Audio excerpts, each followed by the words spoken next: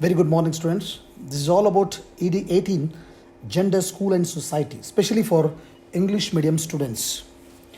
Dear students, already just you have come across maybe I think one or two lessons related to the gender, school and society. So now I'm actually here to take the part of especially an introduction to law related to women, especially women in India. So let me discuss about the concept, what actually the laws says about the Indian woman, and let me discuss the following concept.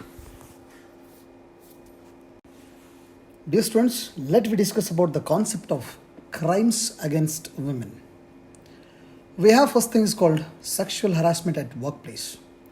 Especially sexual harassment of women at workplace, especially for the Prevention, Prohibition and even the Redressal Act 2013 was actually passed with the objective of providing protection to the women at workplace especially.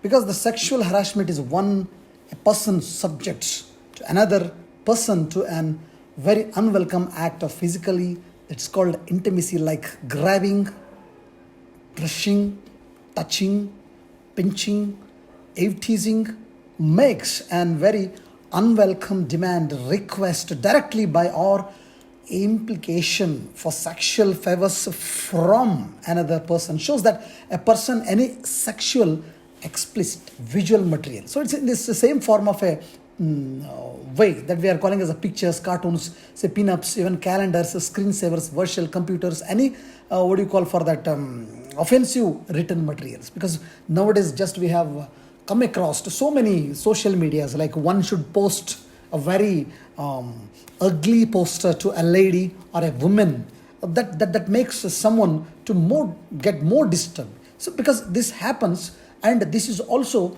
a very sexual harassment. And the one thing is very clear. My dear students, when actually we usually think that this status, especially the very superseded guideline for especially the prevention of sexual harassment introduced by the Supreme Court of India by just introducing so many acts like in penal code acts and even some rules and regulations along with the some what do you call for that imprisonments to the criminals.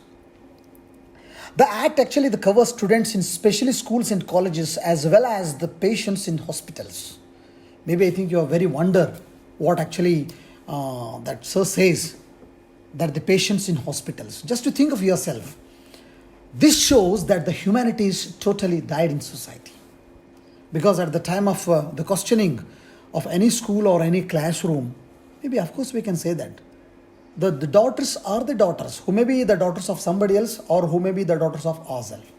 The question is, we should respect women. We should respect women because while respecting a woman, we always say that we are giving respect to the society. That means we're seeing women as a mirror of a society or a community. So with this, just we can understand maybe one of the time when we can understand maybe some the very police acts, like maybe Indian Penal Code acts, especially for this harassments, are maybe 1860 under the section of 294, 354, 354A and even 509.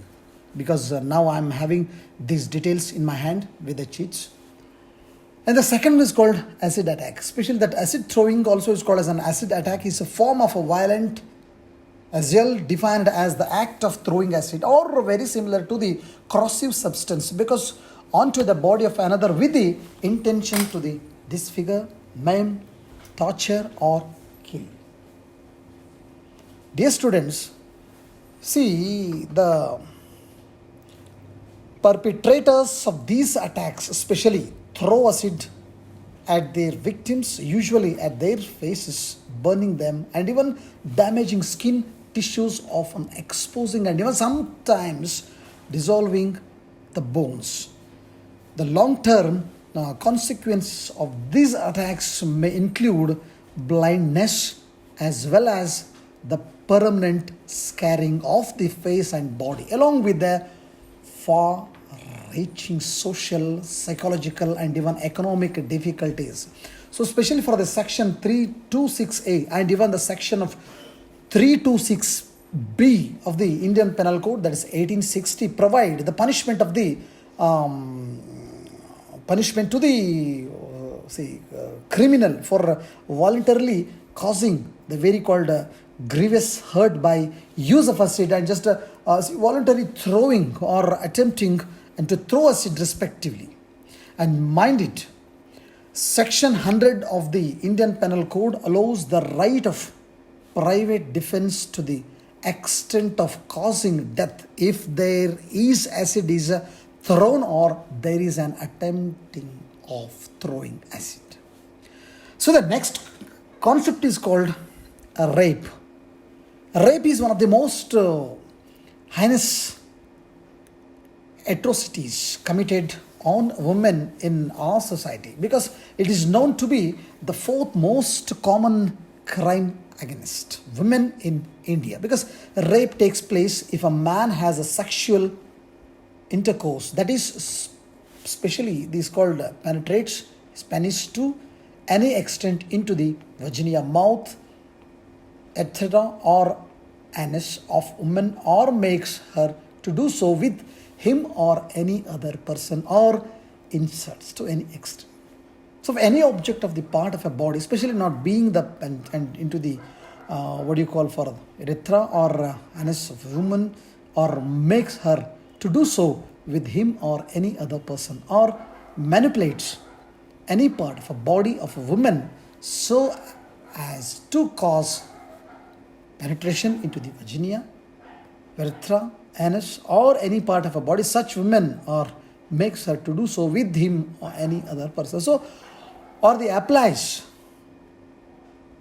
or make her to do so with him or another person under the circumstances falling under any of the following severe descriptions: against her will, without her consent, with her consent, when her consent has been obtained by putting her or any other person in whom she is interested in fear of death or of hurt.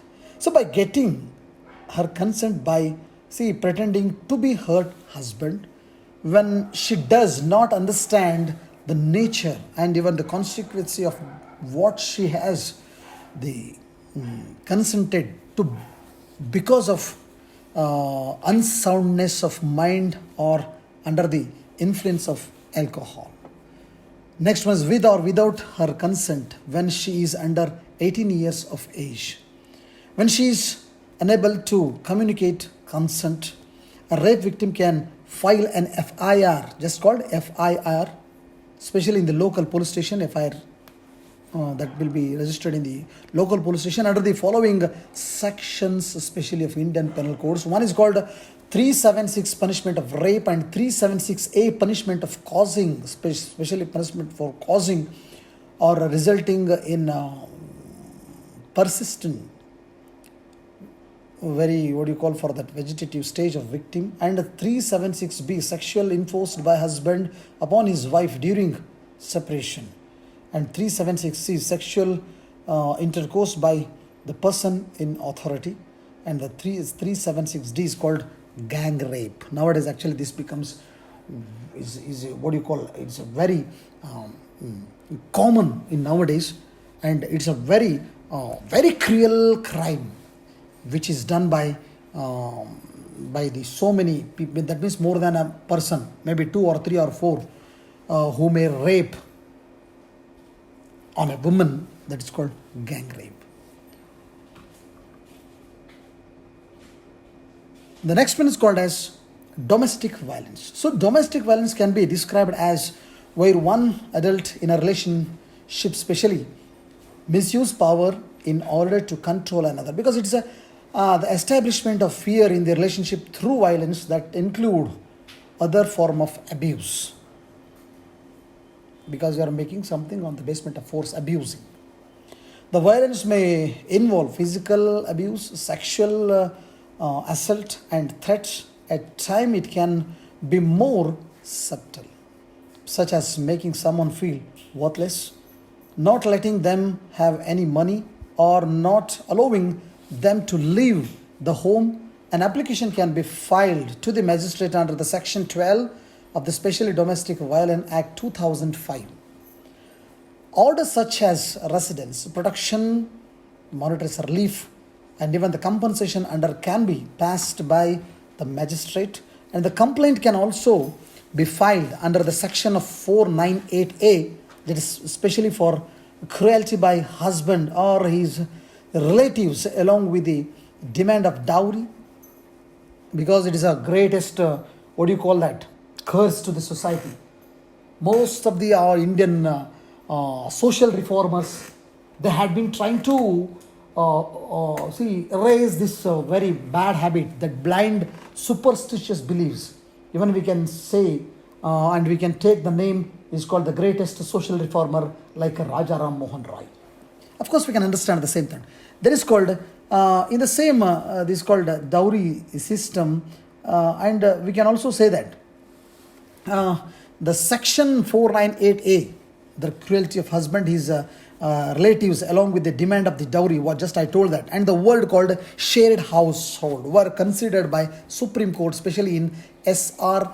Batravi Taruna Batra, that's called very AIR 2007, and Supreme Court 1088, to mean house that belonging to a taken or rent by a husband, or house which belonging to joint family, or which the husband is a member. So it is actually exclusively property of mother-in-law, and it can also called as the joint family property. So wife cannot claim and is not very entitled stay in her father-in-law's house using Domestic Violence Act. So it was held by the Delhi court, in especially for the Sudha Mishra v. Surya Chandra Mishra, RFA 299 by 2014. So these are the details which just I have with me now this time. In my next period, we shall discuss about the cruelty, dowry demand, and other aspect of women